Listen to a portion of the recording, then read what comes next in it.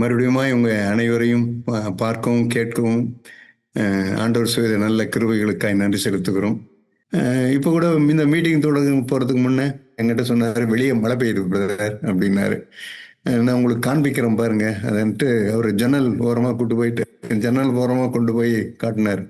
அப்போ நான் நல்லா மழை நல்லா மழை பெய்ஞ்சிட்டு இருக்கேன், அருமையாக பெய்யுது அப்படின்னு சொல்லிட்டு நல்லா மழை இருக்கேன் அப்படின்னு சொல்லிட்டே இருந்தேன். அப்போ தான் நான் இந்த செய்தியை தொடங்க போகிறதுக்கு முன்னே என்ன சொல்கிறதுன்னு எனக்கு தெரியல.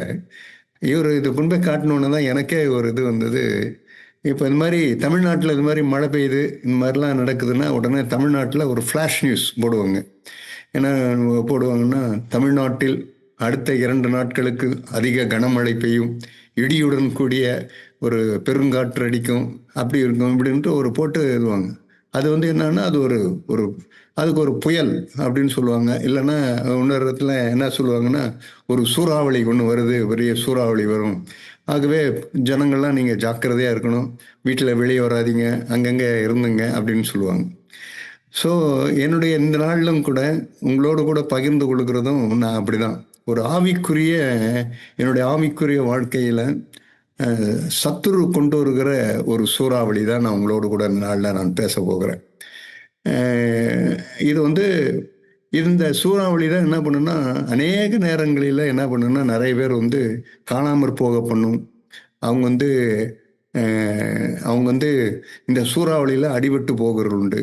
ஆனால் இந்த சூறாவளி வருகிறது என்று சொன்ன உடனே எல்லாரும் என்ன பண்ணுவாங்கன்னா, வீட்டில் பத்திரமா எல்லாத்தையும் டோர் லாக் பண்ணி, இல்லைன்னா எல்லாவற்றையும் சூறாவளி வருது, ஜன்னல்லாம் மூடி இருக்கணும், கதவெல்லாம் நல்லா இதாக இருக்கணும், யாரும் வெளியே போகக்கூடாது, ரொம்ப கேர்ஃபுல்லாக இருக்கணும் அப்படின்லாம் இருக்கிறவங்களுக்கெல்லாம் என்ன பண்ணுறாங்கன்னா, சேஃப்டியாக இருந்துடுறாங்க. அது சூறாவளி அடித்து உடனே அனௌன்ஸ் பண்ணுவோம், இந்த சூறாவளி புயல் கரையை கடந்தது அப்படின்னு எல்லாரும் ஒரே சந்தோஷமாயிடும். ஆகவே இந்த நாளிலும் கூட இப்படி தான் நான் உங்களோடு கூட ஆவிக்குரிய வாழ்க்கையில் நான் ஒரு சூறாவளி நம்ம எல்லாருக்கும் இருக்குது. இது இந்த சூறாவளி நீங்களும் நானும் இந்த சூறாவளியிலிருந்து காக்கப்படும்படிக்கு தான் இந்த நாளில் உங்களோடு கூட இந்த தேவனுடைய வார்த்தையை நான் பகிர்ந்து கொள்ள விரும்புகிறேன். இப்போ அதற்கு ஆதாரமாக நான் எடுத்துக்கொண்ட ஒரு வார்த்தை என்னன்னா, சங்கீதங்களின் புஸ்தகம் 27ஆம் அதிகாரம். சங்கீதங்களின் புஸ்தகம் 27ஆம் அதிகாரம் 27ஆம் அதிகாரத்தில் 14வது வசனம். சங்கீதங்களின் புஸ்தகம் 27ஆம் அதிகாரம் 14வது வசனம். கர்த்தருக்கு காத்திரு, அவர் உன் இருதயத்தை ஸ்திரப்படுத்துவார், திடமனதாய் இருந்து கர்த்தருக்கே காத்திரு. இது சங்கீதக்காரன் எழுதின அவருடைய ஒரு வார்த்தை. தாவீதுடைய சங்கீதம். இந்த சங்கீதத்தில் அவர் எழுதுறது கர்த்தருக்கு காத்திரு, அவர் உன் இருதயத்தை ஸ்திரப்படுத்துவார், உன் இருதயம் திடமனதா இருந்து கர்த்தருக்கே காத்திரு. இருதயம் நான் ஸ்திரமா இருக்கணும், அது நிலையா இருக்கணும், ஸ்ட்ராங்கா இருக்கணும்னு சொன்னா சங்கீதக்காரன் சொல்ற ஒரு வார்த்தை என்னன்னா, நீ தேவனுக்கு நீ காத்திருக்கிற ஒரு மனுஷனா இருக்கணும். ஆமா, இதுதான் பெரும்பாலும் இது அநேக நேரங்களில் தேவனுக்கு காத்திருக்கிறது தான் அநேகருக்கு என்ன பண்ணணும்னா, சில நேரத்தில் அவங்களுக்கு கடினமாக இருக்கும். தேவனுக்கு காத்திருக்கணும்னா ஏதோ ஒரு மூலையில் போய் உட்காந்துக்கிட்டு பேசாமல் ஒரு சேரை போட்டுக்கிட்டு அமைதியாக அப்படி உட்காந்துட்டு இருக்கணும் அப்படின்ற அது இல்லை. காத்திருக்கிறதுனா அது கிடையாது. காத்திருக்குதல்னா தேவன் எனக்கு எப்படி உணர்த்தினார்னா, காத்திருக்குதல் அப்படின்னா என்ன அர்த்தம்னு சொன்னால், நீ எந்த ஒரு காரியத்தையும் சுயமாய் நீ செய்யாதபடிக்கு, தன்னிச்சையாய் நீ ஒரு காரியத்தை செய்யாதபடிக்கு, தேவனே அவர் அதை செய்யும்படிக்கு, இல்லைன்னா தேவனே உன்னை செய்விக்கும்படிக்கு எனக்கு தேவன் கட்டளை கொடுக்கறது தான் நான் தேவனுக்கு காத்திருக்கிறது. அதாவது தானாய் சுயமாய் நான் ஒன்றையும் செய்யாதபடி, நான் ஆண்டவரே நீங்கள் சொன்னீங்கன்னா நான் செய்கிறேன், நீங்கள் சொல்லலைன்னா நான் செய்ய மாட்டேன் அப்படின்னு சொல்லிட்டு என்ன பண்ணுவோன்னா, அவங்க தான் முழுமையாய் அர்ப்பணித்த ஜனங்கள். பரிசுத்தவான் இருக்கிறார், போயம் ஒன்று எழுதினார். அந்த போயம்ல என்ன எழுதுனா, முழுமையாய் தன்னை அர்ப்பணித்த மனுஷர்கள் யார் யார் தேவனுக்கு தன்னை முழுமையாய் அர்ப்பணித்தவர்கள் அப்படின்னு அவர் எழுதும்போது அதில் என்னதுன்னா, அவருடைய கண் அசைவை கண்டவர்கள், அவருடைய எப்பவுமே தேவனையும் பார்த்து அவர் கை அசைவு, அவர் கண் அசைவு எல்லாம் பார்த்தவங்க, அவர் சொன்னதை செய்தவர்கள், அவர் செய்யாததை அவர் சொல்லாததை செய்யாதவர்கள், இப்படிலாம் அவர் ஒவ்வொன்றா சொல்லிக்கிட்டே போயிட்டு, இப்படிப்பட்ட மனுஷர்கள் தான் எப்படி இருப்பாங்கன்னு சொன்னா, தேவனுக்கு தன்னை முழுமையாய் அர்ப்பணித்தவர்களாய் இருப்பாங்க அப்படின்னு அவர் எழுதுவார். அப்போ ஆண்டவருக்கு தன்னை முழுமையாய் ஒரு மனுஷன் அர்ப்பணித்தவனா எப்படி இருப்பான்னு சொன்னா, அவன் வந்து தானாய் சுயமாய் ஒன்றையும் அவர்கள் செய்யாதவர்கள். இப்ப நீ யோசித்து பார்த்தீங்கன்னா, இந்த உலகத்துல தன்னை முழுமையாய் தேவனுக்கு 100க்கு 100 தன்னை அர்ப்பணித்த மனுஷர்களை அப்படின்னு பார்த்தோம்னா, ஆண்டவர் இயேசு இந்த பூமியில அவர் வந்து உங்களையும் என்னை போல ஒரு மனுஷனாய் அவர் அவர் வந்து தன் மாம்சத்துல அவர் வெளிப்படும் போது அவர் பிதாவுக்கு அவர் எப்படி இருந்திருப்பாருன்னு சொன்னா, அவர் 100க்கு 100 அவர் வந்து தன்னை முழுமையாய் அர்ப்பணித்தவராய் அவர் வந்து பூமியில வாழ்ந்தார். அதனாலதான் பிசாசு அவரிடத்துல வருகின்ற வேளையில, இதோ இந்த உலகத்தின் அதிபதி என்னிடத்துல வருகிறான், அவனுக்கு என்னிடத்துல ஒன்றும் இல்லைன்னு அவர் சொன்னார். அவர் தான் நமக்கு முன்னோடி. எல்லா விதத்திலும் இயேசு கிறிஸ்து தான் நமக்கு முன்னோடி. அவர் இந்த பூமியில அவர் எப்படி இருந்தாருன்னா, இந்த பூமியில வருகின்ற வேளையில தாமாய் அவர் சுயமாய் அவர் ஒன்றையும் செய்யாம அவர் என்ன பண்ணா, பிதாவுக்கே அவர் வந்து அவர் பிதா செய்கிறது எதுவோ அதையே என்று தாமாய் அவர் சுயமாய் ஒன்றும் செய்கிறதில்லைன்னு சொன்னது போல அவர் பிதாவுக்கு காத்திருந்தார். அவர் அதனாலதான் அவருடைய இது வந்து எப்படி இருந்ததுன்னா, சத்துரு அவரை ஜெயம் கொள்ள முடியல, அவன் மரணம் அவர் மேல ஆளுகை செய்ய முடியல, அவர் மரித்து அவர் வந்து அவர் கல்லறையில வெறுக்கும்போது இயேசு தாமாய் உயிர்த்தெழல, பிதா தாமே அவர் உயிரோடு கூட எழுப்பினார்னு எழுதப்பட்டிருக்கிறது. அப்ப இது எல்லாவற்றுக்கும் ஒரே ஒரு இது என்னன்னு சொன்னா, இயேசு அவர் எப்படி இருந்தாருன்னு சொன்னா, சுயமாய் ஒன்றையும் அவர் செய்யாதவராய் இருந்தார். அப்படின்னா நான் என்ன சொல்ல வரேன்னா, அந்த சூறாவளிக்கு பேர் நான் வச்சிருக்கிற பேர் என்ன, சுயம் என்கிறதான சூறாவளி. இதுதான், வேற ஒண்ணும் கிடையாது. இப்போ இந்த சுயம் என்கிறதான இந்த சூறாவளி தான் என்ன பண்ணுதுன்னா, இப்போ எல்லா இடத்துலையும் இப்போ அடிக்க ஆரம்பிக்குது. கடைசி காலத்தில் நம்ம வாழ்ந்து கொண்டிருக்கிறோம். இந்த நாளில் எப்படி இருப்போம்னா, மனுஷர்கள் சுயநல பிரியர்களா இருப்பாங்க. இன்னும் சொல்ல போனா அவர்கள் சுயநல பிரியர்களாய் அல்லது அவங்க தற்பிரியர்களாயும் சுகபோக பிரியர்களாயும் அப்படின்னு எழுதுங்க. கடைசி காலத்துல நீ கொடிய காலங்கள் வரும் என்று அறிவாயாக அப்படின்னு அவர் எழுதும்போது அவர் எழுதுறது எல்லாமே எப்படி இருக்குன்னு சொன்னா, மனுஷர்கள் எப்படி இருப்பாங்கன்னு சொன்னா, அவங்க எல்லாருமே எப்படி இருப்பாங்கன்னு சொன்னா, அவங்க சுயத்தை மையமாய் வைத்தவர்களாய் வாழ்ந்து கொண்டிருப்பாங்க. யாரெல்லாம் அந்த சுயத்தை மையமாய் வைத்து அவங்க வாழ்றாங்களோ அவங்களுடைய வாழ்க்கையெல்லாம் என்ன ஆகுன்னு சொன்னா, இந்த சூறாவளி அவங்களெல்லாம் பயங்கரமா அவங்கள தாக்கும். அந்த தாக்குன அந்த சூறாவளி என்ன பண்ணுன்னா, அவங்களை வேரோடு கூட அந்த இடத்துல இருந்து பிடிங்கிட்டு போய் என்ன பண்ணுன்னா, அவங்க வெளியே தள்ளி போட்டுரும். அவங்கள இருக்கவே இருக்காது. இது எப்படி சாத்தியமாகும் அப்படின்னா, அதுதான் நமக்கு முதல்ல நமக்கு உணர்த்தி கொடுக்கிற முதல் வேதத்துல எழுதப்படும் முதல்ல காரியமே என்னன்னா, நம்முடைய ஆதி முற்பிதாக்கள், நம்முடைய ஆதி தகப்பனும் தாயும் என்ன பண்ணாங்கன்னா, ஆதாமும் ஏவாளும் அவரிடத்துல காணப்பட்ட அவங்க குணமே அந்த இதுவே என்னன்னா, சுயமாய் ஒன்றை அவங்க செய்ய ஆரம்பித்தது. இதான் அவங்க சொன்னார், ஆண்டவர் சொன்னாரு, ஒரு தோட்டத்தை உண்டாக்குனாரு, அதுல எல்லா விருட்சங்களையும் வச்சுட்டு அவர் வந்து உனதுன்னா, இந்த விருட்சத்தின் கனியை நீங்க புசிக்கிற நாளில நீங்க சாகவே சாவீங்க அப்படின்னு சொல்லிட்டு, ஆகவே இதை புசிக்க வேண்டாம், இதை வந்து கனியை நீங்க புசிக்க வேண்டாம்னு சொல்லிட்டு போயிட்டாரு. உடனே சாத்தான் உள்ள நுழைஞ்சோடனே அவங்கள ஏமாத்தினோடனே இவங்க 2 பேரும் என்ன பண்ணாங்கன்னா, அவங்க உடனே ஒரு காரியத்தை வந்து தாங்களா சுயமா அந்த காரியத்தை செய்ய ஆரம்பிச்சாங்க. ஓஹோ இப்படியா அப்படின்னு சொல்லிட்டு என்ன பண்ணாங்கன்னா, அவங்க போய் அந்த கனியை பறித்து அவங்க அதை புசிக்கின்ற வேளையில என்ன நடந்ததுன்னா, அந்த சுயம் அவங்களுக்குள்ள வேரூன்ற ஆரம்பித்தது. சுட்டெரிக்கப்பட வேண்டிய சுயம் அது. அந்த சுயம் வந்து அவங்க மாத்திரம் அந்த நாள்ல கீழ்ப்படி அந்த வார்த்தைக்கு இல்லை, நீ 1000 தான் நீ சொன்னாலும் கூட தேவன் சொன்னதுதான் நிலைத்து இருக்கும், தேவன் சொல்றதுதான் நடக்கும்னு சொல்லிட்டு அவங்க எல்லாருமே அவங்க வந்து அவங்க 2 பேருமே அவங்க வந்து அதுல குத்திட்டு நின்று இருந்தாங்கன்னா என்ன இருக்குன்னா, அன்றைக்கு சுயமானது அன்னைக்கு சுட்டெரிக்கப்பட்டிருக்கும் அன்னைக்கு. ஆனா சுட்டெரிக்கப்பட வேண்டிய சுயம் என்ன ஆயிடுச்சுன்னா, அது சூறாவளியாய் மாறி போனது. அதனால்தான் என்ன பண்ணாங்க, தேவன் வந்தாரு, வந்த உடனே பார்த்தாரு, அவங்க 2 பேரும் நிர்வாணியா இருக்கிறாங்கன்னு தெரிஞ்சுக்கிட்டு ஓடி ஒளிஞ்சுக்கிட்டாங்க. தேவனுடைய பிரசன்னத்தை தேவனை அவங்க வந்து ஃபேஸ் பண்ண முடியல. தேவனை வந்து முகமுகமாய் முகமுகமாய் தரிசித்து ஒரு நண்பனோடு கூட முகமுகமாய் பேசுகிறது போல பேசிக் கொண்டிருந்தவங்க 2 பேரும் புருஷன் முன்னாடி 2 பேரும் தேவனோடு கூட கைகளை கோர்த்து ஒருத்தர் ஒரு வலது கை எடுத்து இன்னொரு பக்கம் தேவனோடு கூட அவரோடு கூட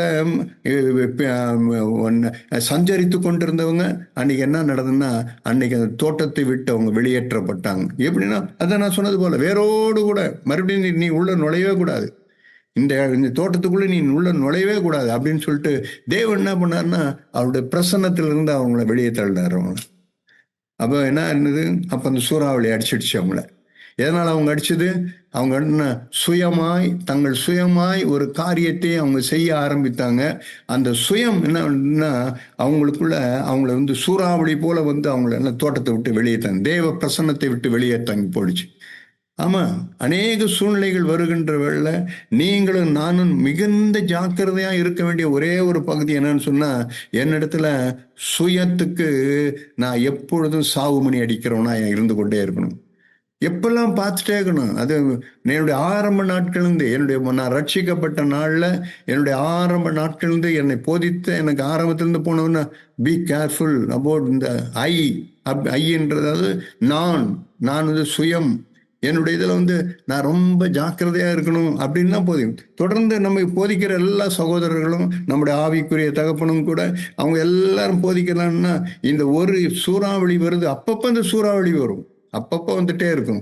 அப்போ நான் என்ன பண்ணா, நான் மிகுந்த ஜாக்கிரதை உள்ளவர்களாக இருக்கணும். ஆதாம் ஏவாள் அப்படிதான் பண்ணாங்க. அவங்க 2 பேரும் அப்படி பண்ணவுடனே உடனே தோட்டத்தை விட்டு வெளியே ஆண்டவர் வெளியே அனுப்பிச்சிட்டாரு. என்ன பண்ணும், தேவ பிரசன்னத்தில் தேவனுடைய சத்தத்தை கேட்க முடியாதபடி செய்துவிடும், அவரோடு கூட நெருங்க முடியாதபடி செய்துவிடும், அவரோடு கூட பழகுகிற தேவனோடு கூட இன்டிமேசி, தேவனோடு கூட இருக்கிற அந்த தொடர்பு அந்த நாளிலும் கூட துண்டிக்கப்பட்டு போயிடும். பிரியமானவர்களே, அதை தான் நம்ம யோசிக்கணும், அதை தான் நம்ம பார்க்கணும். ஆண்டவரே, என்னிடத்துல நான் சுயமாய் ஒன்றை நான் செய்கிற மனுஷனா, எல்லா இடத்திலும் அது வந்து சபையிலன்றது கிடையாது, குடும்பத்தில் மற்ற எல்லா காரியத்திலும் ஒவ்வொரு காரியத்திலும் நான் செய்கின்ற வேளையில நான் ஒவ்வொன்றையும் நான் சுயமாய் செய்கிறேனான்றதை பார்க்கணும். ஆதியாகமத்திலிருந்தே நீங்கள் நிறைய காரியத்தை இந்த நாளிலும் கூட ஆண்டவர் சித்தமான உங்களுக்கு எவ்வளோ உங்களுக்கு காட்டும், வேதத்தில் நிறைய இருக்கு. இது ஒரு பெரிய புதகுழி. வேதத்தில் இது காட்டினது இந்த புதகுழியில் விழுந்தவங்க நிறைய பேர். ஆனால் இந்த புதகுழிந்து தப்பிச்சவங்க இன்னும் அதிலும் அதிகமான பேர். இதை பார்த்தாங்க, இந்த புதகுழியை பார்த்தாங்க, இது புதகுழின்னு சொல்லிட்டு என்ன பண்ணிட்டாங்கன்னா உடனே தப்பித்து கொண்ட அநேக பரிசுத்தவான்கள் உண்டு. இன்னைக்கும் கூட அப்படிதான். இன்னைக்கும் கூட இந்த உலகத்துல நீங்க பார்த்தீங்கன்னு சொன்னா இந்த புதகுழியில அவங்க மாட்டிக்கொண்டவங்க எக்கச்சக்கமான பேரு. ஆனா இதிலிருந்து தப்பித்து வந்தவர்கள், அதாவது தேவனால மீட்கப்பட்டவர்கள், தெரிந்து கொள்ளப்பட்டவர்கள், இப்படியெல்லாம் என்ன பண்ணாங்கன்னா இந்த புதகுழிலிருந்து வெளியே தப்பிச்சு வந்தவங்க கொஞ்சம் பேர் தான். கொஞ்சம் ஒரு சில 1,44,000 பேர் என்ற மாதிரி இது வந்து ஒரு சிறு கூட்டம் என்ன பண்ணுதுன்னா அது வந்து இந்த புதகுழிலிருந்து தப்பித்து வந்திருக்கு. எதுக்கு இதை நான் சொல்றேன்னு சொன்னா, இதுல இருக்கிற சகோதரர்கள், இங்கே நீங்க கூடி வந்திருக்கிற ஒவ்வொரு சகோதரர்களும் உங்க குடும்பங்களும் நான் வந்து பி கேர்ஃபுல், இந்த புதகுழிக்கு நீங்களாம் ஜாக்கிரதையா இருக்கணும். இதுல மாட்டவே கூடாது. இதுல ஒருத்தன் மாட்டினாலும் வெளியே வர்றது ரொம்ப ரொம்ப கஷ்டம். தேவனுடைய கிருபை இருந்தாதான். ஒரு சமயம் அவங்க இருந்தால் வந்து ஆழமாய் தேவனிடத்துல தங்களை ஆழமாய் தோய்ந்து இருக்கிற மனுஷர்களை தான் தேவன் சில வேளையில என்ன பண்றாருன்னா, தேவன் வந்து அந்த இதை கேட்டு உண்மையாவே கேட்டு அவங்களெல்லாம் தூக்கி விடுகிறார் தேவன். அப்படிதான் இந்த விழுந்து போனவங்க இவங்க எழுந்துக்கவே இல்லை கடைசி வரைக்கும். வேதத்தில் நீங்க யோசித்து பாருங்க. அதுக்கப்புறம் ஆதாம் தேவனோடு கூட பேசினான், தேவன் ஆதாமோடு கூட பேசினார், ஏவாள் தேவனோடு கூட பேசினார், ஏவாள் தேவனோடு கூட பேசினார். இதை வேதத்தில் பாருங்க, ஒரு இடத்துல நீங்க பார்க்கவே முடியாது. அவ்வளவுதான். அதோட கூட சரி, ஆதாமே நீ எங்கேயே இருக்கிறாய் அப்படின்னு கேட்டாரு. அந்த தோட்டத்தில் இங்கே இருக்கிறான்டவரே, இப்படி பண்ணிட்டேன், ஸ்திரீ ஆனவள் இப்படி பண்ணாரு. அப்போ ஸ்திரீயை கேட்டேன்னா இந்த சர்ப என்னை வஞ்சித்தது. அதோட தான் அவங்க கான்வர்சேஷன் அதோட முடிஞ்சு போச்சு. அதுக்கப்புறம் அவங்கள்ட்ட ஒரு பேச்சும் கிடையாது. தேவன் அவங்களோட கூட பேசுந்தாவே நீங்க பார்க்கவே முடியாது. உங்களுக்கு தெரியுமா, தேவனுடைய வார்த்தை இல்லைன்னா அந்த மனுஷன் எப்படிப்பட்டவனா இருப்பான் தெரியுமா? அவன் வந்து அனுதினமும் அவன் பட்டினி கிடந்து சாகிற மனுஷனுக்கு ஒப்பான் இருப்பான். ஆண்டவரே அந்த வார்த்தை சொன்னார், மனுஷன் அப்பத்தினால் மாத்திரம் அல்ல, தேவனுடைய வாயிலிருந்து புறப்படுகிற ஒவ்வொரு வார்த்தையினாலும் பிழைப்பான்னு சொன்னாரு. அப்ப தேவனிடத்திலிருந்து எனக்கு ஒரு வார்த்தை கிடைக்கல. இன்னைக்கு தேவன் என்னோடு கூட பேசல. தேவன் இந்த நாள்ல எனக்கு ஒன்று சொல்லி தரல. ஆண்டவர் என்னோடு கூட பேசல. இந்த காலையில இருந்து நான் பார்க்கிறேன், ஆண்டவர் என்னோடு கூட ஒரு வார்த்தை பேசலன்னா நானும் நீங்களும் எப்படிப்பட்டவனா இருப்போம்னா, மரித்து போன மனுஷர்களா இருப்போம். நம்ம மரித்து கொள்ளணும். நமக்கு இருக்காது. எனக்கு ஆகாரம் கூட எனக்கு நல்ல ஆகாரம் இல்லாமல் இருக்கலாம், இல்லை என்னை இது இல்லாமல் கூட இருக்கலாம், இல்லை என்னை சரியான இது இல்லாமல் இருக்கலாம். ஆனாலும் கூட தேவன் என்னோடு கூட தம்மோட வார்த்தையை பேசித்து என்னை உயிர்ப்பித்து என்னை நடத்தி இருந்தாருன்னு சொன்னால் எனக்கு அதெல்லாம் ஒரு பொருட்டாக தெரியாது. நான் இந்த ஆகாரத்துக்காக நான் வாழ்றதும் கிடையாது, இந்த காரியத்துக்காக நான் வாழ்றதும் கிடையாது. நோ நோ நோ நோ இது பூமியில் இருக்கிறது. சில நேரத்தில் நல்ல ஆகாரம் கிடைக்கும், சிலது கிடைக்காம போகும். சில நேரத்தில் எனக்கு இது கிடைக்கும், எல்லாமே கிடைக்காம போகும். இதெல்லாம் எனக்கு இம்பார்ட்டன்ட் கிடையாது. எனக்கு இம்பார்ட்டன்ட் என்னன்னா, தேவன் என்னோடு கூட அனுதினமும் நான் பேசணும். தேவன் என்னோடு கூட பேச பேச எனக்கு என்ன கிடைக்குன்னா, என் சுயம் எனக்கு அங்க மரித்து கொண்டே இருக்கும். எனக்கு பிரியமானவர்கள, அந்த சுயம் என்ன பண்ணுன்னா, ஒரு நாள் என்ன பண்ணாதுன்னா உங்களை சுற்றி திரிய பண்ணவே பண்ணாது. ஒரே இடத்துல நிலையாய் நிற்க பண்ணும். அதனாலதான் அங்க சொல்றாரு அவர். அதனால சொல்ற, கர்த்தருக்கு காத்திரு. நான் கர்த்தருக்கு காத்திருக்கேன்னா, நீ ஒன்று சுயமாய் செய்யாம நீ தேவனுக்கு காத்திருந்தன்னு சொன்னா, தேவன் உன் இருதயத்தை ஸ்திரப்படுத்துவார். தேவன் என் இருதயத்தை பாரப்படுத்துவார் இல்ல. No no no no. அதனால அவர் சொன்னாரு, உங்கள் இருதயம் பாரமடையாது இருப்பதாக, உங்கள் இருதயம் கலங்காது இருப்பதாக. உன் இருதயம் லூக்கா எழுதின சுவிசேஷம் 21ஆம் அதிகாரத்தை நீங்க பார்த்தீங்கன்னா, உங்கள் இருதயம் பெருந்திண்டினாலும் லௌகீக கவலையினாலும் வெறியினாலும் பாரமடையாது இருப்பதாக. அது வெயிட் ஆகக்கூடாது. தேவன் என்ன வெயிட் ஆக விட மாட்டாரு.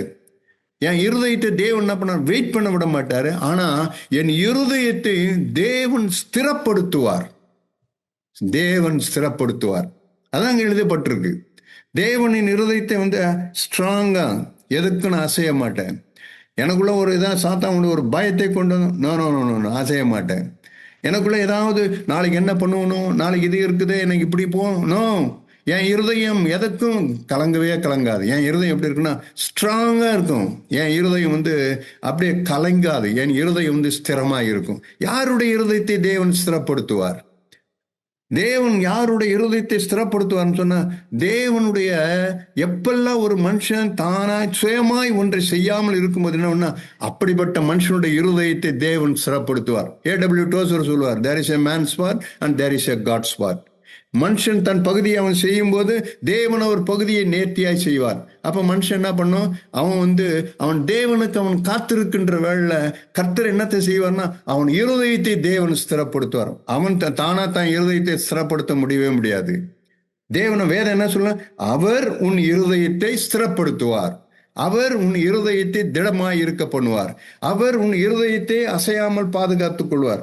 அவர் உன் இருதயத்தை என்ன பண்ணுவார்னா, எல்லா அந்த இருதயத்தை என்ன பண்ணுவார்னா, தேவனை அவ்வளவா ப்ரொடெக்ட் பண்ணிக்கிட்டே இருப்பாரு. தேவன் என்ன ப்ரொடெக்ட் பண்ணிட்டே இருப்பாரு. எதுக்கு, யாருக்கு இதெல்லாம்? எல்லாருக்கும் கிடையாது.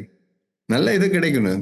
எந்த ஒரு மனுஷன் தானாய் சுயமாய் ஒன்றையும் செய்யாம இருக்கிறானோ அப்படிப்பட்ட மனுஷனுடைய இருதயம் ஸ்திரமாய் இருந்து கொண்டே இருக்கும். நான் சேலஞ்ச் பண்ணி சொல்றேன் உங்களுக்கு. அப்படிப்பட்ட எதுக்கும் நீ இதுவே முடியாது. வலது பக்கத்துல 1000, இடது பக்கம் 10,000 அது விழுந்தாலும் கூட என்னை அணுகாது. ஏன்னா என்ன, ஓகே, இதெல்லாம் தேவன் பொறுப்படுத்துவார். நான் அவர் செய்ய வேண்டிய என்னுடைய பகுதி நான் செய்துட்டேன். தேவன் அவருடைய பகுதி.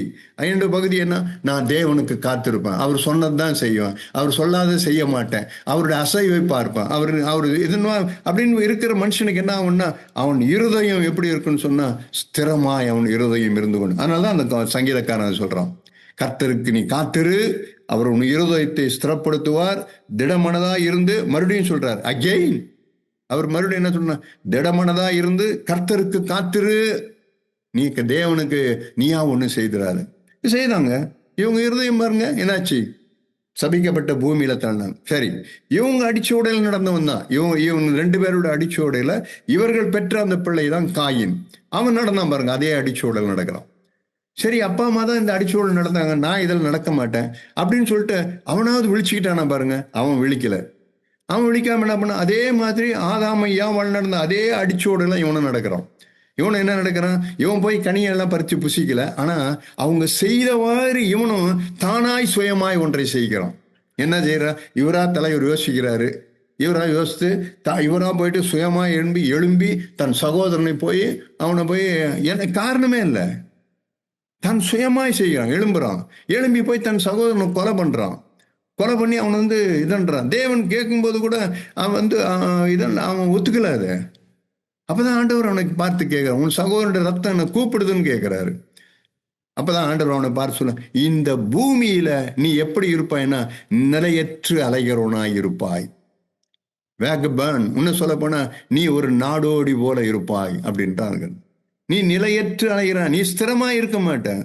உன் இருதயம் இந்த பூமியில ஸ்திரமா அப்படின்னா நிலையற்று அலைகிறவனா இருப்பான்னு. ஒரு சமயம் நான் ஒரே இடத்துல இருப்பேன், ஆனா என் இருதயம் என்ன பண்ணுன்னா அலைபாஞ்சு கிடக்குங்க.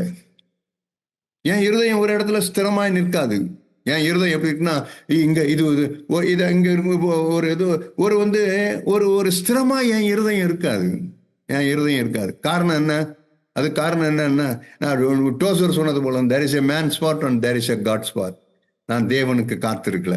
உன் சகோதரனை கொலை பண்ண போறிய, நீ இது தேவன் சொன்னாரா? உன் சகோதரனை இப்போ கொலை பண்ணுன்னு தேவனா சொன்னார்? இல்ல, நீயா தான் எழும்பின. உன் சுயமா தான் நீ போன. உன் சகோதரனை கொலை பண்றதுக்கு நீயா தான் எழும்பி போன. நீயா எழும்பி போய் என்ன பண்ண, சகோதரனை போய் அவனுடைய தம்பியை போய் நீ கொலை பண்ண. அவன் பலவீனமானவன், அவனுக்கு உன் தம்பி. அதனால என்ன பண்ண, நீ அண்ணன்ற அந்த இதில் என்ன பண்ண, எழும்பி அவனை போய் நீ அடிக்க ஆரம்பிச்ச. அவன் செத்து போனான். தேவன் பார்த்தாரு. தேவன் பார்த்தது கொலை பண்ணதுக்காக செய்யல, சுயமாய் நீ ஒன்றை செய்ய ஆரம்பிச்சல. இன்றைக்கும் மாறாதவர் தேவன், இன்றைக்கும் மாறாதவர். யாராயிருந்தாலும் அவருடைய பட்சபாதம் கிடையவே கிடையாது. எப்பெல்லாம் நானும் நீங்களும் எப்பெல்லாம் ஒரு காரியத்தை நான் சுயமாய் நான் செய்ய போகிறேனோ அப்பெல்லாம் நடக்குன்னா இந்த பூமியில என் இருதயம் ஸ்திரமாய் இருக்காது. அவர் சொன்னார், இந்த பூமியில நீ நிலையற்று அலைகிறவனாய் இருப்பாய். அதனாலதான் அவனுக்கு பயம் வந்துடுச்சு. ஆண்டவரே, இது என் மேல இப்படி வச்சுட்டீங்களே, ஆண்டவரே எனக்கு இட்ட தண்டனை மிகப்பெரியது. எப்படி தெரியும் உனக்கு? என்ன பூமியில நிலையற்று அலைகிறவனா இருப்பேன் அதானே சொன்னாரு. நீ போய் அதுக்கு போய் ஆண்டவர்கிட்ட போயிட்டு எனக்கு உடனே பாருங்க, ஆதியாகமம் 4:13, அப்பொழுது காயின் கர்த்தரை நோக்கி, எனக்கு இட்ட தண்டனை என்னால் சகிக்க முடியாது. பாருங்க எப்படி சொல்றான் பாருங்க. நீ நிலத்தை பயிரிடும் போது அது உன் பலனை இனி உனக்கு கொடாது. நீ பூமியில நிலையற்று அலைகிறவனா இருப்பாய். எதனால நீ செய்ய? நம்ம எல்லாரும் தம்பியை கொலை பண்ணும். தம்பியை கொலை பண்ணா அது உண்டு. ஆனா அதுக்கு முன்ன அது பிஹைண்ட் தி ஸ்பிரிட், அதனுடைய ஆணிவேர். உன் தம்பியை நீ கொலை பண்றதுக்கு முன்ன அதுல இருந்த ஆணிவேர் என்ன? அந்த ஆணிவேர் என்னன்னா, சுயமாய் நான் ஒன்றை சுயமாய் செய்கிறேன். தானாய் சுயமாய் ஒன்றை செய்ய ஆரம்பிச்சான்.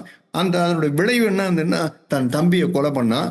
தம்பியை கொலை பண்ண முன்ன கொலை பண்ணிட்டா எல்லாம் முடிஞ்சு போயிடுன்னு நினைச்சான். இல்ல, உன் சாப்டர் முடிஞ்சு போச்சு. உன்னதான் தேவன் என்ன பண்ணார்னா, தேவன் என்ன பண்ணாருன்னா உன் சாப்டர் தேவன் முடிச்சிட்டாரு. நீ பூமியில நீ நிலையற்று அலைகிறவனா இருப்பான். பார்த்தீங்களா சூறாவளி எப்படி வருது?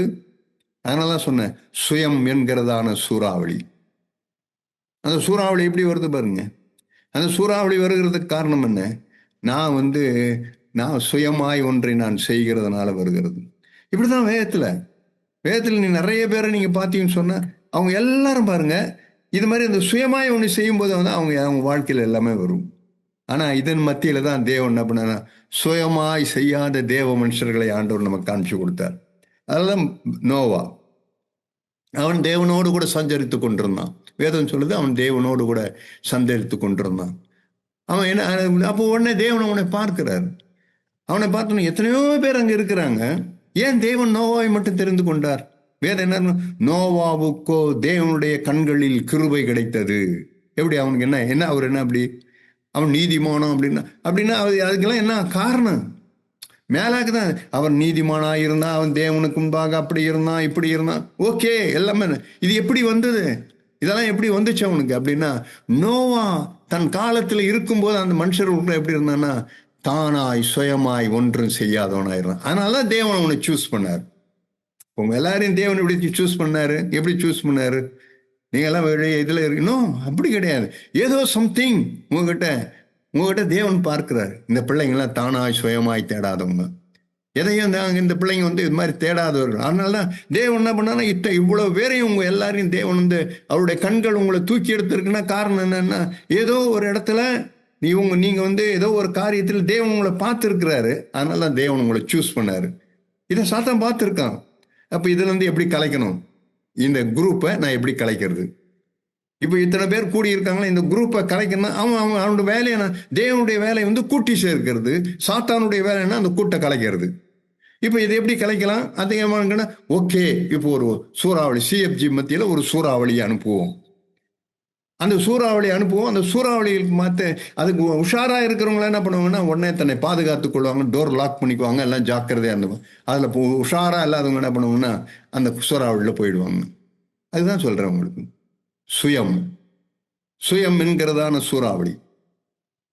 பாருங்க, நோவாவுக்கு அப்படி வந்ததுன்னு நோவா பார்த்தாரு ஆண்டவர். அடுத்த தேவன் அனுப்ப போறது, நிஜமா அவர் அனுப்ப போறது சூறாவளி, பெருங்காற்று, மழை, வெள்ளம், பூமியிலிருந்து எல்லாம் கிளம்பி வரப்போகுது.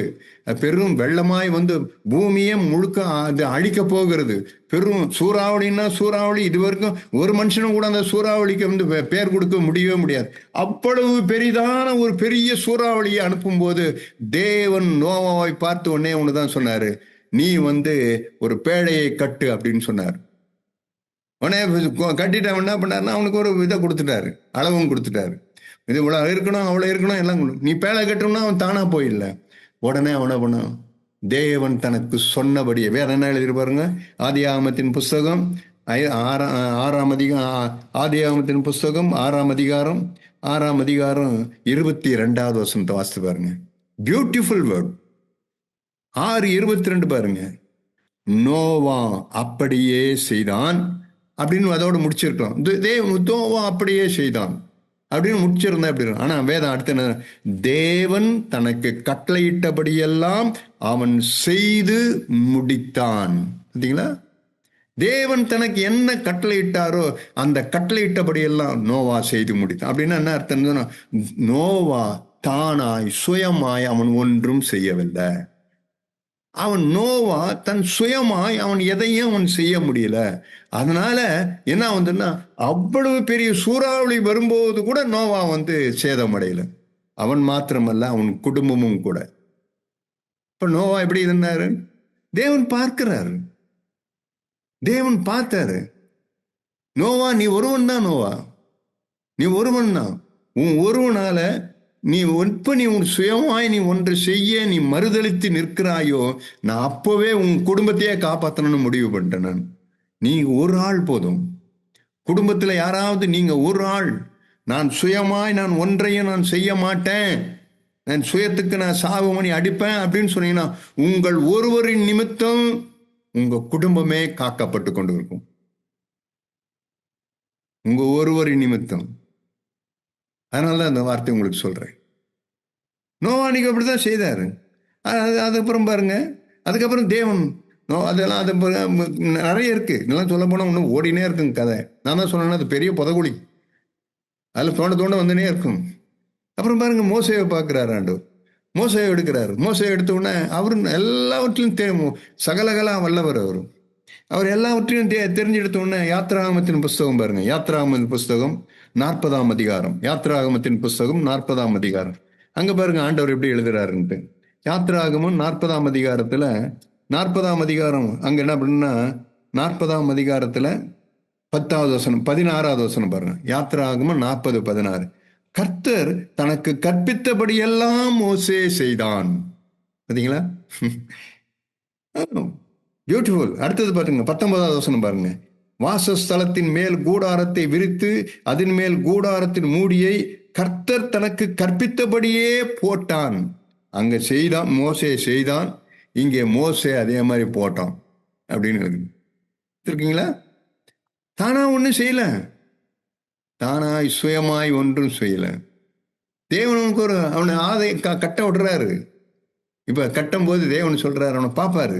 அதே மாதிரிதான் உங்களையும் கூட தேவன் உன்னை கட்டுவிக்க தேவன் வரும்போது உங்களிடத்துல தேவன் நல்லா படிச்சிருக்கிறியா, நல்லா இங்கிலீஷ் பேசுறியா, நல்லா நீ பிரசங்கம் பண்றியா, உனக்கு வேதத்தை ஆதி ஆகமத்தையும் வெளிப்படுத்தணும் உனக்கு எல்லாம் தெரியுமா, நீ எல்லாத்தையும் இதை கற்றறிந்திருக்க, எல்லாம் தேரணும்னா இருக்கிறியா? நோ, தேவன் அதெல்லாம் பார்க்கறது இல்லை. தேவன் ஒன்னே ஒண்ணுதான் அவங்கள பார்க்கிறார். ஒன்னே ஒரு குவாலிஃபிகேஷன், நீ சுயமாய் செய்கிற மனுஷனா, அல்லது தேவன் இயேசுவை போல தாமாய் சுயமாய் செய்யாதபடி பிதா என்ன செய்கிறாரோ அதையே செய்கிற ஒரு மனுஷனான்னு தேவன் பார்ப்பார். அப்படிப்பட்ட மனுஷர்களை தான் தேவன் சூஸ் பண்றது. தேவன் எடுக்கிற மனுஷர்கள் அப்படிதான் அவருடைய கண்கள் பார்க்குது. மோசே எல்லாம் அப்படி பார்த்தோம், அங்க பார்க்கிறாரு, மோசே அங்க இருக்கிறான். அவன் தானாய் சுயமாய் ஒன்றும் செய்யாதவன். வேதம் என்ன திரும்ப எழுதியிருக்கு, இப்படி அவன் செய்த உடனே என்ன நடக்குதுன்னா தேவன் அவனை மகிமைப்படுத்துகிறார். அந்த கூடாரத்தை கட்டி முடிக்கிறான். கட்டி முடிச்ச உடனே 34வது வசனம், 40-34 பாருங்க. அப்பொழுது ஒரு மேகம் ஆசாரிப்பு கூடாரத்தை மூடினது, கர்த்தருடைய மகிமை வாசஸ்தலத்தை நிரப்பிற்று. பாருங்க, தேவனுடைய மகிமை அந்த வாசஸ்தலத்தை அப்படியே நிரப்புது. பாருங்க எவ்வளவு பெரிய, நமக்கு எவ்வளவு பெரிய ஒரு இது. எனக்கு அருமையான சகோதரனே சகோதரியே, மகிமை, தேவ மகிமை மூடும் நிரப்பும். எப்போ? நான் தேவனை ஸ்தோத்தரிக்கும் போது இல்லைன்னா இப்படி நோ, எப்பெல்லாம் நான் மறுதளித்து நிக்கிறணும், ஆண்டவரே நான் சுயமாய் நான் ஒன்றையும் நான் செய்ய மாட்டேன் ஆண்டவரே அப்படின்ற மனுஷர்கள் என்ன பண்ணா தேவனுடைய மகிமை என்ன பண்ணுன்னா அங்க நிரப்பும். அது மாத்திரம் இல்லை, இப்படி சுயமாய் ஒரு மனுஷன் ஒன்றையும் செய்யாது இருக்கும்போது என்ன தெரியும் நடக்கும்? சூரியன் அவன் வாழ்க்கையில உதயமாகி கொண்டிருக்கும். சமீபத்தில் நான் அதை பார்த்து ஆச்சரியப்பட்டேன். ஆண்டவரே, நான் இவ்வளவு நாள் நான் சூரியன் இப்படிதான் இருக்கும் அப்படிதான் இருக்கும் அப்படின்னு உதயமாகுது அப்படின்னு நிறைய பிரசங்கம் பண்ணி இருக்கிறேன். ஆனா நீங்க இன்னைக்கு ஏதோ புதுசா அதுக்கா எனக்கு தெரியுதா ஆண்டவரே? ஆமாப்பா, எப்பெல்லாம் ஒரு மனுஷன் சுயமாய் ஒன்றை செய்யாம இருக்கிறானோ அவனுடைய வாழ்க்கையில, அவன் குடும்பத்துல, அவனுடைய ஊழியத்துல, அவனுடைய காரியங்கள்ல, அவன் வேலை ஸ்தலத்துல அவன் எப்படி இருப்பான்னா அவனுடைய வாழ்க்கையில எங்க போறான்னா அவன் இருள்ல போகவே மாட்டான். அவனுக்கு முன்பாக சூரியன் உதயமாகி கொண்டே இருக்கும். எப்படி? அதேதான் ஆதியாகமத்தின் புஸ்தகம் 32ஆம் அதிகாரம் எடுத்து பாருங்க. ஆதியாகமம் 32ஆம் அதிகாரம், ஆதியாகமத்தின் புஸ்தகம் 32ஆம் அதிகாரம் 32ல அங்க என்ன எழுதப்பட்டிருக்கு? ஆதியாகமம் 32:32 பார்த்தீங்கன்னு சொன்னா 32ல வரும்போது அவன் பார்க்கிறார், அங்க ஆண்டவர் அங்க எழுதுற 24வது வசனம் பாருங்க. 32:24 புதுசா இருக்கு. 32, யாக்கோபு பின்பு தனித்திருந்தான், அப்பொழுது ஒரு புருஷன் பொழுது விடியும் அளவும் அவனோடனே போராடி அவனை மேற்கொள்ளாததைக் கண்டு அவனுடைய தொடை சந்தை தொட்டார். அதனால் அவருடனே போராடுகையில் யாக்கோபின் தொடை சந்து சுளுக்கிற்று. அவர், நான் போகட்டும், பொழுது விடுகிறது என்றார். அதற்கு அவன், நீர் என்னை ஆசீர்வதித்தான் ஒழிய உம்மை போக விடேன் என்றான். பார்த்தீங்களா? இப்ப என்ன பண்ணா யாக்கோபு வந்தான். நிறைய சுயமாய் செய்தவர் தான். அவனுடைய பேக் ஹிஸ்டரி எல்லாம் பார்த்தீங்கன்னா தெரியும். தலைவர் அவர் பாட்டுக்கு சுயமா ஒவ்வொன்றும் செய்வார். எல்லாம் ப்ராஸ்பரஸ் தான், எல்லாம் வந்துச்சு. இப்ப நாடு திரும்புறாரு, மறுபடியும் திரும்புறாரு. இப்போ வந்தோடனே அண்ணங்காரன் ஏசாப்போ அடிக்க வரான்னு இவரான்னு அது அவனை பார்த்து ஒரு பயம், அவனை இப்படிலாம் பண்ணிட்டுமே அப்படின்னு ஒரு பயம். இப்போ என்ன பண்ற, அன்னைக்கு ஒரு தந்திரம் பண்ணி அன்னைக்கு அவனை இப்படி ஏமாத்தணும்னா இப்போ ஒரு தந்திரம் பண்ணுவோம், இப்போ சுயமாய் ஒன்றை செய்து பார்ப்போம். யோசித்தானா? வரல. போதும், நான் சுயமாய் செய்து சுயமாய் யோசித்து சுயமாய் செய்த காரியம் போதும். எதுக்கு தான் இவ்வளோ தண்டனை, இவ்வளோ தூரம் விட்டு ஓடினேன்? இனி நான் சுயமாய் ஒன்றை நான் செய்ய மாட்டேன். அதனால அவன் என்ன பண்றான்னா அவரோடு கூட போராடுகிறான், தேவனோடு கூட போராடுகிறான். எதுக்காக அவன் போறான்னா, ஆண்டவரே நான் இப்போ மறுபடியும் கடந்த நாளில் நான் செய்த தவறு போல இப்போ நான் ஒன்றும் செய்திடக்கூடாது. நான் எப்படி சுயமாய் ஒவ்வொன்றும் ஒரு செய்தனோ அதே போல் நான் இப்போ நான் செய்திடக்கூடாது. என்னை எப்படியாவது என்னை காப்பாற்றுங்க, உங்களால் எல்லாமே என்ன விட முடியாது, நீங்கள் சொன்னாதான் நான் செய்ய முடியும் அப்படின்னு சொல்லிட்டு அவர் போய் அவரோடு கூட போராடுறோம். போராடணும்னு அவர் என்ன பண்ணாருன்னா அவன் தொடை சந்தை, அவன் வேதம் எழுதியிருக்கு, அவர் தொடை சந்தை தொட்டார், அதனால் அவனுடைய தொடை சந்து சுளுக்கிற்று. அப்படின்னு என்ன அர்த்தம்னா, தமிழ்ல தான் தொடை சந்து சுளுக்குனது அப்படின்னு அப்படின்னு என்ன அர்த்தம்னா தேவன் அவனை உடைக்க ஆரம்பித்தார், அவனை நொறுக்குனார். அவனர் யார தேவன் நொறுக்குவார்னா எல்லாரும் நொறுக்கணும். ஆண்டவரே என்னை நொறுக்கும் என்ன அப்படி? நோ நோ நோ, நான் எப்பெல்லாம் நான் என்னுடைய சுயமாய் நான் ஒன்றையும் நான் செய்யாதிருக்கும் போது என்ன நடக்குன்னா, தேவன் உங்களையும் என்னையும் வந்து நொறுக்க ஆரம்பிப்பார், உடைக்க ஆரம்பிப்பார். எல்லா ஆசீர்வாதத்திலும் பெரிய ஆசீர்வாதம் என்ன தெரியுமா? ஆசீர்வாதம்னா எல்லாம் நிறைய எனக்கு பங்களா இருக்கு, கார் இருக்கு அப்படின்றது அதெல்லாம் ஆசீர்வாதம் கிடையாது. எங்க ஒரு மனுஷன் நொறுங்கன இருதயம் உடையவனா இருக்கிறானோ, அந்த நொறுங்கனம் தான், நொறுங்குதல் தான் ஆசீர்வாதத்தினுடைய ஊற்றே. நொறுங்குதல் தான். ஒரு ஆசீர்வாதம் ஊற்றா அங்க அந்த மனுஷனுக்கு, ஒரு ஆசீர்வாதம் அவனுக்கு ஊற்றாய் அவனுக்கு பொங்கினே வருது அப்படின்னா என்ன ஆகுறதுன்னா, அப்படிப்பட்ட மனுஷன் நொறுங்கின மனுஷன் அர்த்தம். வேதம்னா ஒரு இதுலனா ஒரு ஆர்டிகல் பட நொறுங்குதல், எல்லாம் நொறுங்குதல் சகல ஆசீர்வாதத்தினுடைய ஊற்று அப்படின்னு எழுதப்பட்டிருந்துச்சு. உங்களுக்கு தெரியுமா? தேவன் நொறுக்கிறது யார? தேவன் நொறுக்கிறதெல்லாம் அந்த மனுஷன் வந்து சுயமாய் ஒன்றும் செய்யாது. அதனால அவன் போறான். அப்போ அவரு அவனுக்கு உடைச்சு விட்டு அவரு நான் போறேன், என்னை விட்டுரு அப்படின்னா ஒன்னா பண்றான், கெட்டியா பிடிச்சின்னு, இல்ல நான் உங்களை விடமாட்டேன், நீங்க என்ன ஆசீர்வதித்தாலுடைய நான் உங்களை விடமாட்டேன். என்ன ஆசீர்வாதம்னு? நான் சுயமாய் செய்தவன், நான் சுயமாய் இப்போ செய்ய மாட்டேன், நீங்க என்ன ஆசீர்வதிக்கணும். அதனால அவன் என்ன பண்ண, தேவன் கெட்டியா பிடிச்சுக்கிட்டான்.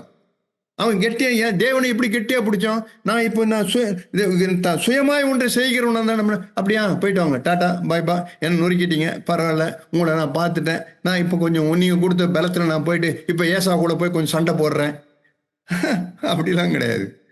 அவன் யுத்த மனுஷனா இருக்கவே மாட்டான்.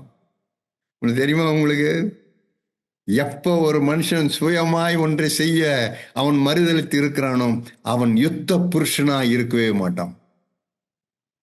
குடும்பத்திலையும் சரி, சபையிலையும் சரி, சமுதாயத்திலும் சரி, வேலை செய்கிற இடத்துலையும் சரி, அப்படிப்பட்ட மனுஷன் அவன் யுத்த புருஷனாய் இருக்கவே மாட்டான். மோசே சொல்றது போலதான், யுத்த புருஷர்கள் அவங்க வந்து அவங்களுக்கு இளைப்பாறுதல் இருக்கவே இருக்காது.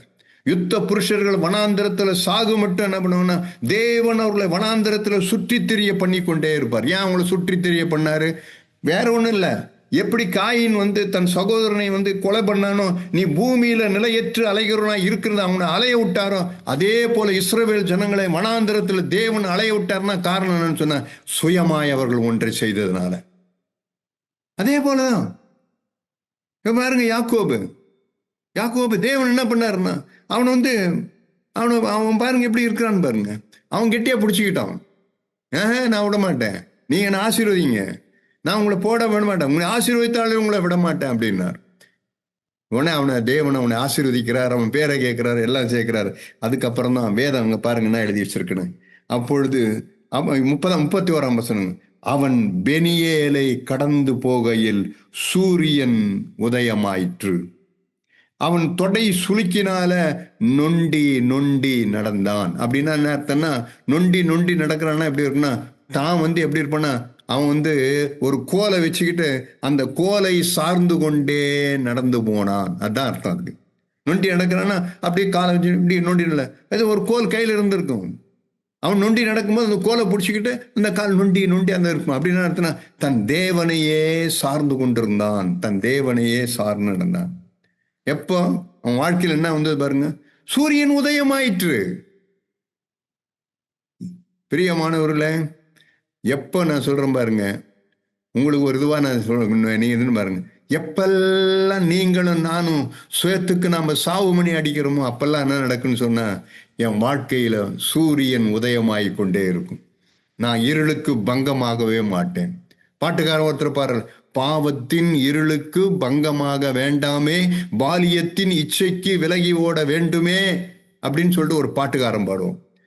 பாவத்தின் இருளுக்கு நான் பங்கமாக மாட்டேன், பாலியத்தினுடைய இச்சைகளுக்கு நான் விலகி ஓடணும், ஆண்டவரே எனக்கு உதவி செய்யுங்க அப்படின்னு சொல்லிட்டு என்ன பண்ணுவாங்கன்னா, அப்படிப்பட்டவங்க என்ன பண்ணுவாங்கன்னா, பாலியத்தினுடைய இச்சைகளுக்கெல்லாம் அவர்கள் விலகி ஓடுகிறவர்களா இருப்பாங்க. தெரியுங்களா? எப்படி யாக்கோபு அதை செய்தான். யாக்கோபு தன் சுயத்துக்கு சாவு மணி அடிச்சான். வேதம் எடுக்க சூரியன் உன் வாழ்க்கையில உதிக்க ஆரம்பிக்கும். எப்ப நீங்களும் நானும் சுயமாய் நான் ஒன்றை செய்யாத இருக்க நான் இதுன்றனோ, அப்பெல்லாம் உங்களுக்கு எனக்கு என்ன நடக்குன்னா, என் வாழ்க்கையில நான் இருளுக்கு பங்கமாக மாட்டேன், ஆனா என் வாழ்க்கையில சூரியன் உதயமாகி கொண்டே இருக்கும். எதுக்கு இதெல்லாம் சொல்றேன்? நீங்க இருளுக்கு பங்கமாக கூடாது. நீங்க வந்து எப்படி இருக்குன்னு சொன்னா, நீங்க வந்து ஒவ்வொரு நாளும் நீங்க வந்து உங்க வாழ்க்கையில நீங்க இதுவாயிட்டே இருக்கணும். அவன் ஒன்றும் செய்ய மாட்டாங்க. இது ஆதியாகமத்தில் இப்படிலாம் நம்ம வாசிச்சிட்டே இருக்கும். வேற இன்னும் நிறைய இருக்கு. இப்போ நியாயாதிபதிகளின் புஸ்தகம் எடுத்துங்க.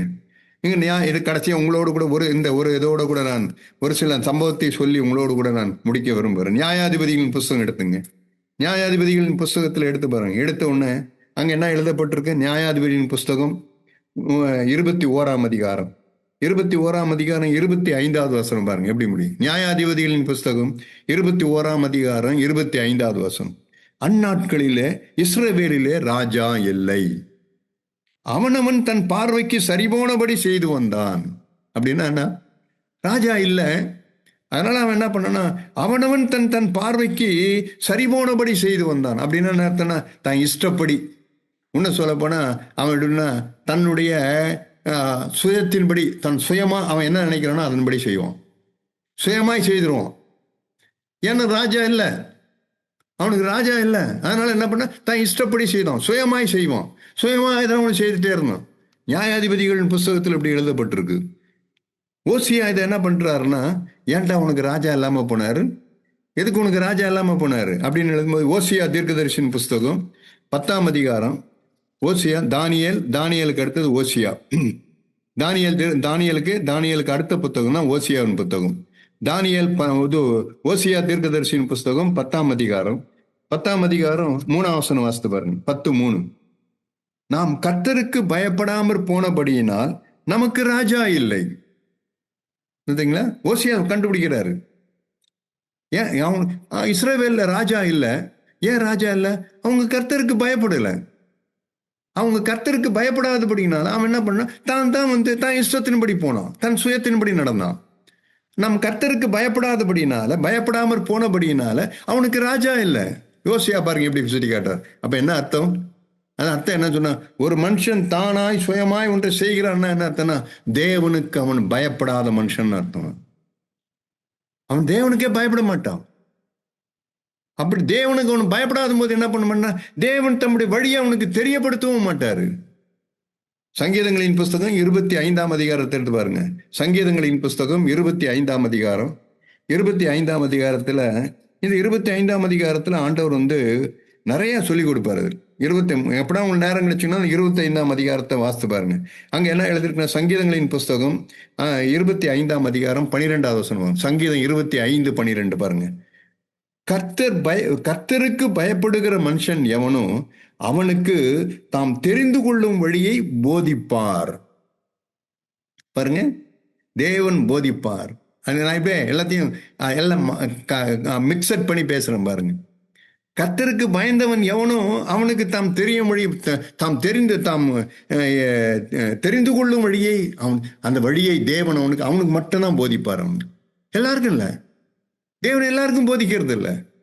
அவன் கர்த்தருக்கு பயப்படுகிறான். அப்ப அவன் கர்த்தருக்கு பயப்படுகிறான், தாமாய் சுயமாய் ஒன்றையும் செய்யாதவன், தான் இஷ்டத்தின்படி செய்யாதவன், சுயத்தின்படி செய்யாதவன், சுயத்துக்கு சாவு மணி அடிச்சவன். இந்த சுயத்துக்கு சாவு மணி அடித்து சுயமாய் அவன் ஒன்றும் ஒரு மனுஷன் அவன் செய்யாத போது தேவன் என்ன பண்ணுவான்னா, அவனை கூப்பிட்டு தன் பக்கத்துல உட்கார வச்சு, தன் இதுல உட்கார வச்சு என்ன பண்ணுவான்னா, தாம் தெரிந்து கொள்ளும் வழியை அவனுக்கு போதிக்கிறார். தேவனால் போதிக்கப்பட்ட மனுஷனாய் இருப்பான். அவன் மற்ற இதனால அல்ல, அவன் தேவனால போதிக்கப்பட்டவன். ஏன் அவனை மட்டும் தேவன் அவனை போதிக்கிற, எனக்கு அது மாதிரி போதிக்க? ஆமா, எப்ப நான் சுயமாய் நடக்கிறேன்னா அப்ப தேவன் எனக்கு போதிக்க மாட்டார். வேணா சாதா வேணா எனக்கு என்ன சொல்லிட்டு கொடுப்போம், ஒளியின் தூதன் வேணா எனக்கு வேணா போதித்து கொண்டே இருப்பான். ஆனா எப்ப நான் சுயத்துக்கு சாவு மணி அடிக்கிறனோ, சுயமாய் ஒன்றையும் செய்யாம இருக்கிறனோ, அப்ப என்ன பண்ணணும்னா, தேவன் அப்படிப்பட்ட மனுஷனை பார்த்து, இவன் சுயமாய் ஒன்றையும் செய்யாதவன், எனக்கு பயப்படுகிறவன், ஆகவே அவனுக்கு என்ன பண்ணுவோம்னா, நான் தெரிந்து கொள்ளும் வழியை அவனுக்கு நான் போதிப்பேன். தூரந்து இல்லை, அவனை பக்கத்துல வச்சு தேவன் அவனுக்கு போதிக்கும் போது, நானே என் பிள்ளைக்கு போதிக்கிறேன்னு அவனை தூர உட்கார வச்சு பேச மாட்டேன், தூக்கி என் மடியில உட்கார வச்சுப்பேன். இங்க பாடுறா, இப்படி தாண்டா செய்யணும், தம்பு இப்படி பாடுறா, இப்படி போடுறா கணக்க, இப்படி செய்யடா, இப்படி படிடா, இப்படி எழுதுறா. என் பிள்ளைக்கு நான் அப்படி சொல்லி கொடுக்குறேன், என் பேரனுக்கு அப்படி சொல்லி கொடுக்குறேன். அப்ப தேவன் எப்படி இருப்பாரு பாருங்க. தேவன் எந்த மனுஷனுக்குன்னா, சுயமாய் ஒன்றையும் செய்யாது. ஆணா இருந்தாலும் பெண்ணா இருந்தாலும், ஏழையா இருந்தாலும் பணக்காரனா இருந்தாலும், வயது மூத்தவனோ அல்லது இதுவா யாரா இருந்தாலும், தேவன் பார்க்கிறதெல்லாம் இந்த மனுஷன் தானாய் சுயமாய் ஒன்றும் செய்யாதவன், நான் இவனுக்கு போதிப்பேன்.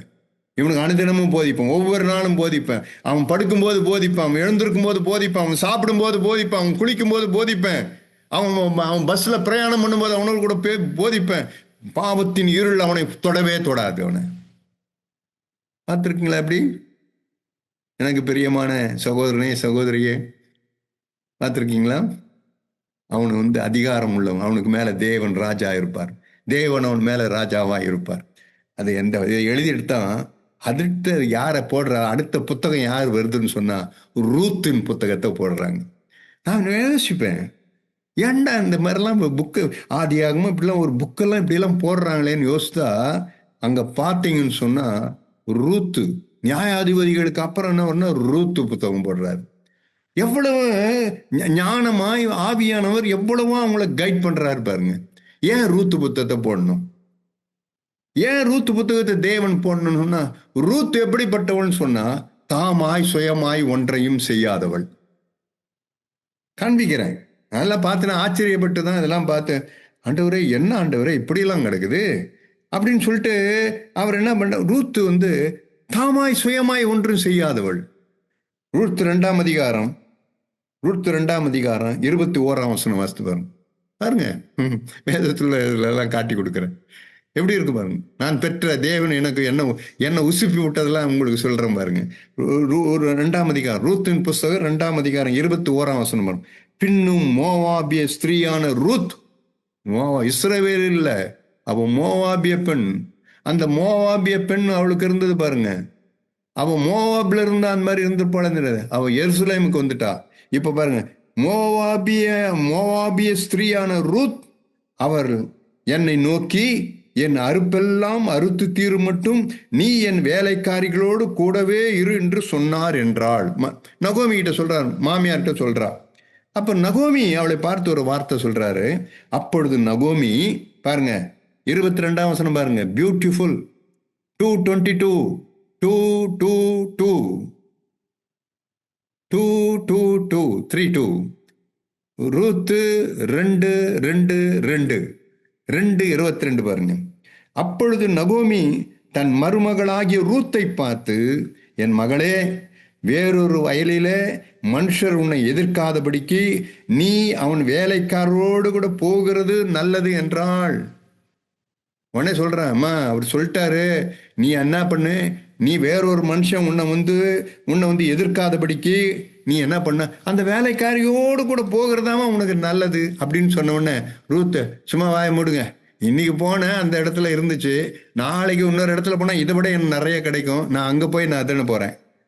அப்ப நீங்க சொன்னா எல்லாம் செய்யணுமா? அதெல்லாம் விடுங்க, என் இஷ்டத்தின்படி விடுங்க. நான் போவேன், எங்கெங்கெல்லாம் அறுப்பு இருக்குதோ அந்தந்த அறுப்புல போயிட்டு அந்தந்த வயல்ல போய் நிற்பேன். இன்னைக்கு இந்த ஆள் எனக்கு தின்னாரு, நாளைக்கு அந்த ஆள் இவரை விட நல்லவரா இருந்து எனக்கு இன்னும் அவர் ஃபேவர் பண்ணாருன்னா, ஆகவே நான் என் இஷ்டத்தின்படி தான் போவேன், என்ன விடுங்க அப்படின்னு சொல்லிட்டு மாமியார் எதிர்த்தாளா? பார்த்தீங்களா? பாருங்க அங்க என்ன எழுதி வச்சிருக்குங்க. அப்படியே கோதுமை அறுப்பும் வார்கோதுமை அறுப்பும் தீரும் மட்டும் அவள் கதிர் பொறுக்கும்படிக்கு போவாசுடைய வேலைக்காரரோடு கூட இருந்து தன் மாமியிடத்தில் தங்கினாள். அப்படின்னு அர்த்தம், தன் மாமி என்ன சொன்னாலோ அதன்படியே அவள் போவாசின் வேலைக்காரர்களோடு கூட தங்கி இருந்தாள். அவள் வேலை போல, அவள் தானாய் சுயமாய் ஒன்றும் செய்யல. தன் மாமி என்ன சொன்னாலோ அதேபடியே ரூத்து செய்தாள். இதுதான் ஆண்டவரும் பார்த்தார். ஆஹா, இந்த வம்சம் தாண்டா நான் தெரிந்து கொள்ள போகிறது. இதில் தான் நான் என் குமாரனாகி இயேசுவை இந்த இந்த ஜெனரேஷன்ல தான் நான் அனுப்ப போறேன். ரூத்து போவாஸை கல்யாணம் பண்ணா. போவாஸ் தாவீதுடைய வம்சத்தில் தான் என் ஆண்டவர் நம் ஆண்டவராகி இயேசு கிறிஸ்து வெளியே வந்தார். ஏன் தேவன் இதை சூஸ் பண்ணாரு? தேவன் சூஸ் பண்ணதுக்கு காரணம் என்ன? ஏன் அவர் தாவீதின் போவாசு, அப்புறம் அவங்க இதை அப்புறம் ஒவ்வொன்றா தாவீதுடைய சொந்ததியில ஏன் இயேசு வந்தாரு அப்படின்னு சொன்னா, ரூத்து அவள் எப்படிப்பட்டவளாக இருந்தாள்னா, சுயமாய் அவள் ஒன்றும் செய்யாதபடி தன் மாமியாகிய நகோமி சொல்கிறபடியே என்ன பண்ணா, அந்த வேலைக்காரிகளோடு கூட அவர் வேலைக்காரியாக இருந்த கடைசி மட்டும் அறுப்பு தீரு மட்டும் தன் மாமியார் என்ன சொன்னாங்களோ அதை மட்டும் தான் அவள் செய்தா. பாருங்க, இயேசு வந்துட்டார் பாருங்க, அந்த வழியில வந்தார் பாருங்க. இயேசு அந்த லைன்ல வந்துட்டார் பாருங்க.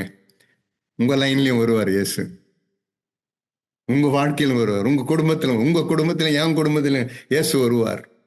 என்னோட இருதயம்லாம் வந்து நீங்க அப்படிப்பட்டவர்களா இருந்தீங்கன்னா அத்தனை பேரோட இயேசு என்ன பண்ணுவாருன்னா உங்க வீட்டு வழியா உங்க லைன்ல போயிட்டே இருப்பாரு. உங்க பக்கமா போயிட்டே இருப்பாரு. உங்க பக்கம் யாருன்னா வருமா, ஹேய் இவங்க இதுல ஜீசஸ் ஜீசஸ். ஏன் ரூத், நான் பார்த்து ரொம்ப அதிசயப்பட்டேன். ரூத், உண்மையாவே நீ ரொம்ப என்னை பிளஸ் பண்ணிட்டமா, அந்த புதகுழியிலிருந்து நீ காப்பாத்திட்டமா. அந்த புதகுழி எவ்வளவு பெரிய புதகுழி. ஆனா ரூத், நீ மோவாபிய பொண்ணு, ஆனா நீ அந்த புதகுழியில விழல. ஹல்லேலூயா. தேவன் எப்படிப்பட்டவர் பாருங்க. அதனால்தான் சொல்றேன், சூறாவளி வருகிறது, சுயம் என்கிற சூறாவளி வருது. Please be careful. சூரியன் உங்க வாழ்க்கையில உதிக்கும். அத்தனை குடும்பத்தில் மேலும் சூரியன் உதித்து கொண்டே இருக்கும். ஒருத்தரும் நீங்க இருக்கிற ஒருவரும் கூட இருளுக்கு பாவத்துக்கு பங்கமாக மாட்டீங்க. இருளுக்கு பங்கமாகவே மாட்டீங்க. வெளிச்சத்தின் பிள்ளைகளாய் நீ ஒவ்வொரு நாளும் என்ன பண்ணுவீங்கன்னா நீங்களும் எல்லாரும் காப்பாற்றப்படுவீங்க. கேட்கிறதுக்கு காது உள்ளவர்கள் கேட்க கடவுள். தலைவனிங்க நம்ம ஜெபம் இல்லாமா? எங்கள் நல்ல பிதாவே, தம்மை நன்றியோடு கூட நாங்கள் துதிக்கிறோம், ஸ்தோத்தரிக்கிறோம். ஆண்டவரே, நீர் எவ்வளவு பெரியவர். ஆண்டவரே, ஆண்டவரே, உலகத்தில் இருக்கிற மனுஷன் தன் ஜனங்கள் பாதிக்கப்படக்கூடாது அப்படின்னு சொல்லிட்டு ஆண்டவரே டிவிலையும் ரேடியோவிலையும் மற்ற எல்லாத்திலும் போடுறான், அனௌன்ஸ் பண்றான், பிரபகண்டா பண்றான். புயல் வருகிறது, ஜாக்கிரதையா இருங்க, வெளியே வராதிங்க அப்படின்னு அனௌன்ஸ் பண்றான். தேவநீர் அவர்களிலும் பெரியவர். ஆண்டவரே, இப்பொழுதும் தம்முடைய பிள்ளைகளை ஆண்டவரே எங்களை ஆண்டவரே காப்பாற்றும்படிக்கு ஆவிக்குரிய இந்த புயலிலிருந்து எங்களை காப்பாற்றும். சுயம் என்கிறத இந்த ஆண்டவரே இந்த சூறாவளியிலிருந்து எங்கள் ஒவ்வொருவரையும் காப்பாற்றும். ஆண்டவரே, நாங்கள் இருளுக்கு பங்கமாக கூடாது. ஆண்டவரே, நாங்கள் எங்கள் தகப்பனே இப்பொழுதும் உம்மை நோக்கி நாங்கள் கெஞ்சுகிறோம். ரூத்தை போல நாங்கள் எப்பொழுதும் இருந்து விட ஆண்டவரே, அந்த அந்த வழியாய் நீர் வந்தீரே, அதே போல எங்கள் குடும்பத்தில் வாரும், எங்கள் பிள்ளைகள் மத்தியில் வாரும், ஒவ்வொருவரோடு கூட வாரும், எங்களோடு கூட தங்கிடும். நாங்கள் ஒரு நாளும் ஆண்டவரே இந்த புதகுழியில் நாங்கள் மாட்டிக்கொள்ளாதபடிக்கு தேவன் எங்கள் ஒவ்வொருவரையும் விடுதலை, விசேஷமாய் ஒவ்வொரு குடும்பத்தையும் தேவன் விடுவிப்பீராங்க. நம்முடைய பிள்ளைகளோடு கூட நீர் தொடர்ந்து பேசும், நீர் ஆசீர்வதியும். இன்னுமாய் இதனுடைய ஆழத்தை நீ காண்பித்தரணும். அவருடைய இருதயத்தை இன்னுமாய் கொழுந்து விட்டு எரிய பண்ணும் நாதா, நீர் உதவி செய்யும். நம்முடைய ஆசீர்வதிக்கப்பட்ட ஆணிகள் பாய்ந்த அபிஷேகம் நிறைந்த நம்முடைய வல்லமையான கரத்தை இவர்கள் ஒவ்வொருடைய சிரசின் மீது வைப்பீராக. நம்முடைய நாமம் மையப்படட்டும், உதவி செய்யும். இயேசு கிறிஸ்துவின் நாமத்தில் தாழ்மையோடு வேண்டிக் கொள்கிறோம், எங்கள் ஜீவனுள்ள நல்ல பிதாவே. ஆமென்.